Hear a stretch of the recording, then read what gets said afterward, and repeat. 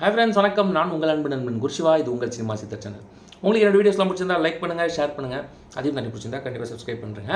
இன்றைக்கி நம்ம ஷோவில் நிறைய சினிமா நியூஸ் பார்க்க போகிறோம். வாங்க என்னென்ன அப்படிங்கிறத பார்க்கலாம். ஆடி மாதம் பிறக்க போகுது. ஸோ நிறைய படங்களோட மூவி பூஜைகள்லாம் இப்போயே போட்டுடுறாங்க.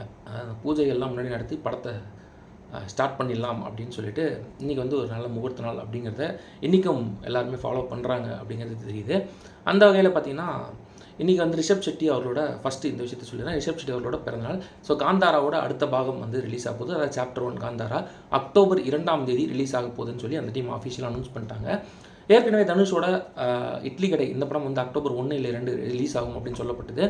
ஸோ இது வந்து கிளாஷாக இருக்கும் அப்படின்னு எதிர்பார்க்கலாம். ஸோ அந்த டீமும் அஃபிஷியலாக அனௌன்ஸ் பண்ணிட்டாங்க. ஸோ பிக் கிளாஷ் இது அப்படின்னே சொல்லலாம். அதுக்கடுத்து வந்து பார்த்திங்கன்னா டிமாண்டி காலனி 3rd பார்ட் அதோட பூஜையை வந்து இன்றைக்கி ஸ்டார்ட் பண்ணாங்க. அதே டீம் அஜய் ஞானமுத்தன் டைரக்ட் பண்ணுறாரு. எலாங் வித் அருள்நிதி லீடாக பண்ணுறாரு. பிரியா பவானி சங்கர் வந்து ஃபீமேல் லீடாக பண்ணுறாங்க. ஸோ இந்த டீமும் இன்றைக்கி பூஜையை போட்டு ஸ்டார்ட் பண்ணிட்டாங்க. ஸோ 3rd பார்ட் நம்மளுக்கு அடுத்த வருடம் நம்மளுக்கு ரிலீஸ் ஆகும் அப்படின்னு சொல்லியிருக்காங்க. ஸோ பொறுத்திருந்து பார்ப்போம் இந்த படத்தை பற்றினா என்னென்ன அப்டேட்ஸ் வேறு கிடைக்குது அப்படின்னு சொல்லிட்டு. அதுக்கடுத்து மூக்குத்தி அம்மன் பார்ட் 2 இதை வந்து சுந்தர்சி டைரக்ட் பண்ணுறாரு. நயன்தாரா வந்து இம்பார்ட்டன்ட் கேரக்டர் பண்ணுறாங்க. இந்த படத்தோட பொள்ளாச்சி ஷெட்யூல் வந்து ரேப்பப் ஆகிடுச்சிங்க. ஸோ அந்த டீம் அஃபிஷியலாக அனௌன்ஸ் பண்ணிட்டாங்க. இது ஒரு அப்டேட். அதுக்கடுத்து வந்து பார்த்திங்கன்னா கிங்டம் இந்த படத்தோட ரிலீஸ் ப்ரோமோ, அந்த ரிலீஸ் டேட் ப்ரோமோ வந்து கூடிய சீக்கிரமே ரிலீஸ் ஆகும். மோஸ்ட் ப்ராபப்லி நாளைக்கு ரிலீஸ் ஆகிடும் அப்படின்னு சொல்லப்படுது. ஸோ அது வந்துச்சுன்னா அனிருத் தான் இசையமைக்கிறாரு, விஜய் தேவர்கொண்டா லீடாக பண்ணுறாரு. ஸோ இந்த படம் வந்து பயங்கர எக்ஸ்பெக்டேஷனில் இருக்குது. எப்படி இருக்குன்னு பொறுத்திருந்து பார்க்கலாம். ப்ரோமோ எப்படி இருக்குன்னு பார்த்தாலே ஒரு சில ஐடியாஸ் நம்மளுக்கு கிடைக்கும். ஆல்ரெடி ஒரு பாடல் ரிலீஸ் ஆயிருந்தது. அந்த பாடல் ரொம்ப நல்லாவே இருந்தது அப்படின்னு நம்ம சொல்லலாம். அதுக்கடுத்து பூரி ஜெகநாத் விஜய் சேதுபதி இணைந்து ஒரு படம் பண்ணுறதா ஒரு நியூஸ் போயிட்டே இருந்தது. அது அஃபிஷியல் ஆகிடுச்சு. படத்தோட ஷூட்டிங்கும் ஸ்டார்ட் பண்ணிட்டாங்க ரீசெண்டாக அப்படின்னு சொல்லப்படுது. ஸோ ஒரு மெகா ப்ராஜெக்டாக இது இருக்கும். தமிழ் தெலுங்கு பைலிங்குலாக இந்த படம் ரிலீஸ் ஆகும் அப்படின்னும் சொல்லப்படுதுங்க. அதுக்கடுத்து வெங்கி அட்லூரி இவர் வந்து சூர்யா வச்சு ஒரு படம் பண்ண போகிறாரு அப்படிங்கிறது எல்லாருக்குமே தெரியும். அந்த ஷூட்டிங்கும் ஆன் அண்ட் ஆஃபாக போயிட்டுருக்கு இப்போது. அதுக்கடுத்து என்ன படம் பண்ணுவார் அப்படின்னு பார்த்தீங்கன்னா லக்கி பாஸ்கர் 2 அப்படின்னு ஒரு படம் பண்ணுவேன் அப்படின்னு சொல்லி ரீசெண்டாக ஒரு இன்டர்வியூவில் சொல்லியிருக்காரு. என்ன ரீசன் அப்படின்னு பார்த்தீங்கன்னா லக்கி பாஸ்கர் வந்து ஒரு சம படம் அப்படிங்கிறதுல எந்த டவுட்டுமே கிடையாது.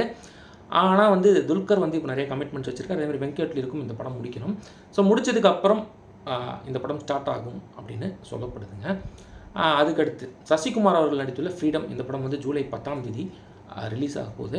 ஸோ இந்த படம் வந்து UBA சர்டிஃபிகேஷன் கிடச்சிருக்கு. சென்சார் போர்ட் அந்த சர்டிஃபிகேஷன் கொடுத்துருக்காங்க. இந்த படம் வந்து ஒரு டிஃப்ரெண்ட்டான ஜானராக இருக்கும் அப்படின்னு சொல்லப்படுது. Based on real life story அப்படிங்கிறதுனால இந்த படத்துக்கு எக்ஸ்பெக்டேஷன் கொஞ்சம் நல்லாவே இருக்குது. அது இல்லாமல் சசிகுமார் வந்து கன்சிஸ்டண்ட்டாக ஹிட்ஸ் இப்போ ரீசெண்ட் டைமில் கொடுத்துட்ருக்கிறதுனால இந்த படத்துக்கு இன்னும் எக்ஸ்பெக்டேஷன் நல்லாவே இருக்குது அப்படின்னு நம்ம சொல்லலாங்க. அடுத்து இம்பார்ட்டண்ட்டான ஒரு விஷயம் என்ன அப்படின்னு பார்த்தீங்கன்னா அமீர் கான், நாகார்ஜுனா இவங்க வந்து ரீசெண்ட் டைம்ஸில் வந்து பார்த்திங்கன்னா அவங்க படங்களுக்கான இன்டர்வியூ அது இல்லாமல் நிறைய இன்டர்வியூஸ் போயிட்டே இருக்குது. அதில் வந்து பார்த்திங்கன்னா கூலி படத்தை பற்றின நிறைய விஷயங்கள் வந்து கொடுத்துட்றாங்க.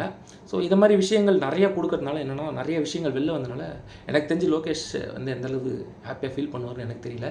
நான் படத்தை வந்து ஒரு ஆடியன்ஸாக பார்க்கும்போது ஒரு சில சர்ப்ரைசஸ் இருக்கணும். இவங்க வந்து ஒரு சில விஷயங்கள் அங்கே சொல்கிறதுனால அது வந்து இன்டெரக்டாக ஒரு சில விஷயங்கள் சொன்னால் பரவாயில்ல, டேரெக்டாகவே ஒரு சில விஷயங்கள் இவங்க வந்து ரிவீல் பண்ணிடுறாங்க. அது வந்து படம் பார்க்கும்போது அந்தளவு திருப்தி கொடுக்காது அப்படிங்கிறது என்னோட கருத்து.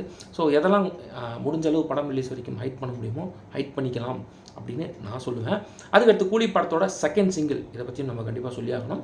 கூலி படத்தோட செகண்ட் சிங்கிள் வந்து கூடிய சீக்கிரமே ரிலீஸ் ஆகிடும் அப்படின்னு சொல்லிட்டு அந்த டீம் அனௌன்ஸ் பண்ணிருக்காங்க. இது ஒரு எக்ஸைட்டிங் அப்டேட் அப்படின்னு சொல்லலாம். அதுக்கடுத்து ஹுக்கும் சென்னையில் வந்து ஒரு ஆடியோ கான்செர்ட் பண்ணுறாரு. பெரிய கான்செர்ட் ஒன்று சென்னையில் பண்ணி இதோட முடிச்சுக்கிறாரு அனிருத். அதாவது அவரோட ரீசெண்ட் டைமாக பார்த்தீங்கன்னா நிறைய கான்செர்ட் பண்ணிகிட்ருக்காரு. அதில் சென்னையில் வந்து இந்த ஃபேஸை முடிச்சுக்கிறாரு அப்படின்னு சொல்லியிருக்காரு. அதுக்கப்புறம் 2 வருஷம் கன்சிஸ்டண்ட்டாக படங்கள் பண்ணுவார் அப்படின்னு சொல்லப்படுது. அதுக்கப்புறம் திரும்பி கான்செர்ட் பற்றி யோசிக்க வாய்ப்பு இருக்குது. இது வந்து பார்த்திங்கன்னா சென்னையில் திருவிடந்தை அப்படிங்கிற ஒரு இடத்துல நடக்க போகுது ஜூலை 26 எனக்கு தெரிஞ்சு புக்கிங் ஓப்பனிங் பண்ணி ஒரு 15 to 20 மினிட்ஸ்லேயே கொஞ்சம் ரைட்டாக போச்சு. 45 to 1 hour 40 minutes to 1 hour வந்து புக்கிங் ஃபுல்லுமே க்ளோஸ் ஆகிடுச்சு. ஆல் டிக்கெட் சோல்ட் அவுட் அப்படின்னே வந்துச்சு. ஸோ அந்தளவு எக்ஸ்பெக்டேஷன் இந்த கான்செர்ட் மேலே இருக்குது. என்னென்னா இன்றைக்கி current sensation musical director Anirudh. அதனால் வந்து நிறைய எக்ஸ்பெக்டேஷன் நிறைய டிக்கெட்ஸ் விற்றுருக்கு அப்படின்னு சொல்லப்படுது. கரெக்டாக பிளான் பண்ணி இந்த ஃபங்க்ஷனை பண்ணிட்டாங்கன்னா இது ஒரு கிராண்ட் சக்ஸஸாகவே அமையும் அப்படின்னு சொல்லலாங்க. இதுதான் இன்றைக்கி சினிமா சேனலில் நியூஸ், அதாவது சினிமா நியூஸ். தேங்க்ஸ் ஃபார் வாட்சிங்.